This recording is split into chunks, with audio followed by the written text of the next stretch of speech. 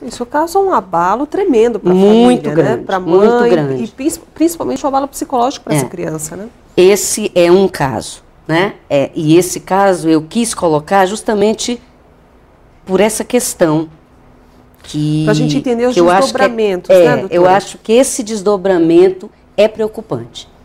É preocupante porque ao mesmo tempo que você abre uma possibilidade de trabalhar aquele psiquismo em formação para evitar os efeitos da síndrome lá adiante, nós abrimos também essa outra vertente aí que, infelizmente...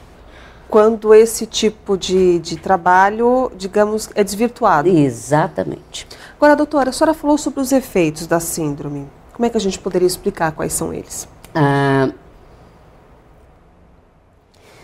Normalmente, quando a separação acontece de 0 a 10, a criança está formando o psiquismo. Ela está na fase do pensamento concreto. Ela não abstrai. Criança de 0 a 10, ela entende pau é pau e pedra é pedra. Ela não consegue abstrair. Então, quando você diz, por exemplo, para uma criança de 0 a 10 anos, o seu pai não presta, ou a sua mãe não presta, né? O que é isso? O que significa não prestar? Ela não tem condição de ir. E ela entra em conflito dentro dela, por quê? Porque o pai é legal com ela. O que é não prestar? E é muito complicado. Então, eu acho interessante colocar um caso. Porque quando a gente coloca o caso, a gente exemplifica, fica ilustrativo e quem está em casa... E se aproxima mais da realidade das pessoas, exatamente. Né? Eu atendi um menino de 8 anos.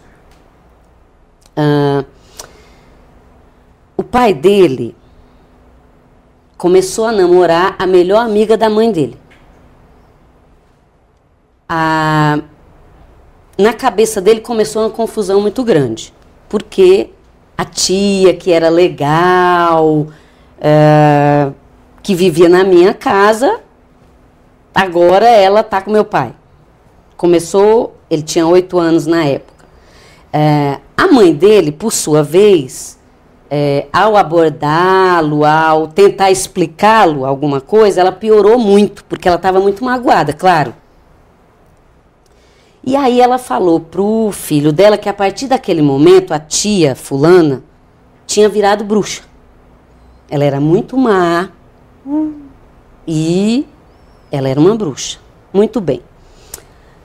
O pai dele se distanciou bastante do convívio com ele. Nessa época ele foi para o atendimento comigo.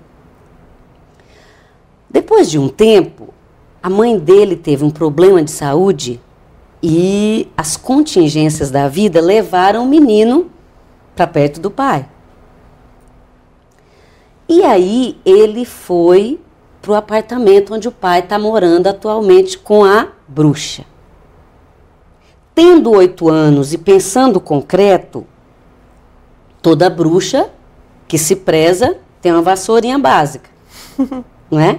Então eu me lembro no primeiro atendimento quando ele disse para mim assim, ele falou bem baixinho, né? Ele disse assim, sabia que a tia não é bruxa? Olha. E aí eu falei, como que você descobriu isso?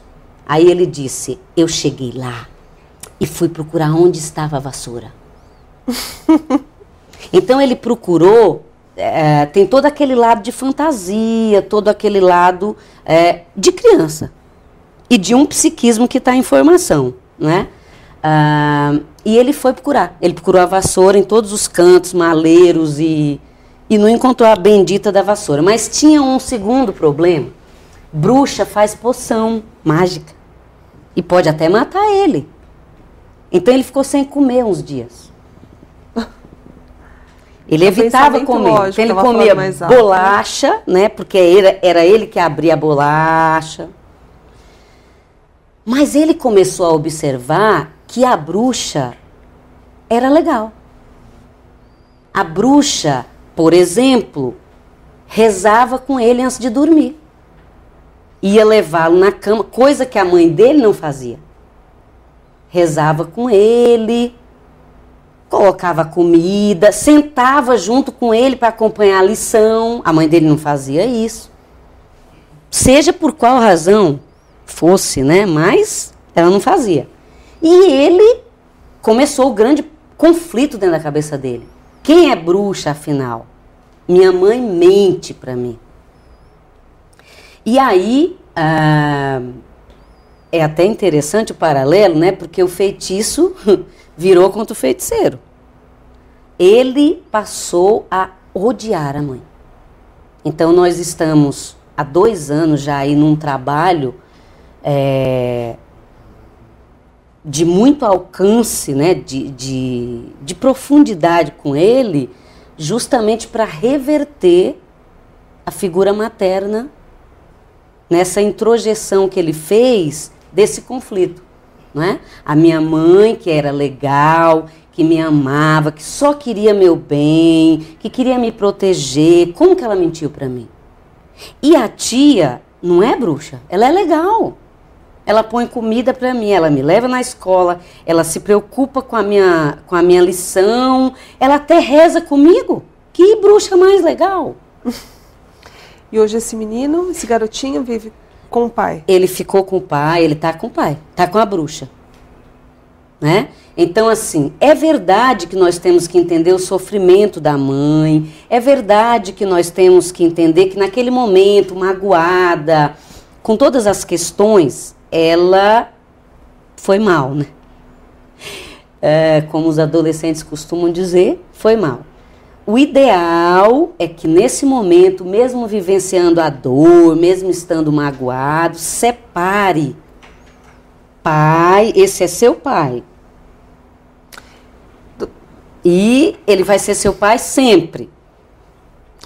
Agora, e ao você rotular o pai, ou o pai rotular a mãe, você subestima a criança. Ela entende que tem alguma coisa errada, ela só não consegue nomear, encaixar. Então, isso é um massacre na autoestima. Porque eu estou dizendo para você uma coisa, mas você percebe que não é bem isso. Então, isso aplasta a autoestima. E isso vai dar problema lá na frente. Que tipos de problemas? Má relacionamento? Que tipo de problema? Por exemplo, esse menino, ele se sentiu traído pela figura feminina mais importante da vida dele. Então ele pode entender que mulheres mentem, que mulheres traem, porque a mulher mais importante da vida dele, mais significativa, o traiu, mentiu para ele. E aí ele poderia vir a ter um comportamento autodestrutivo com os futuros relacionamentos dele. Destrutivos com a companheira, com as parceiras, né? Entender que toda mulher mente. Ou ficar num comportamento, assumir atitudes de espreita, não é? Ele entra numa relação e ele fica esperando. Quando que ela vai mentir? Ele não confia.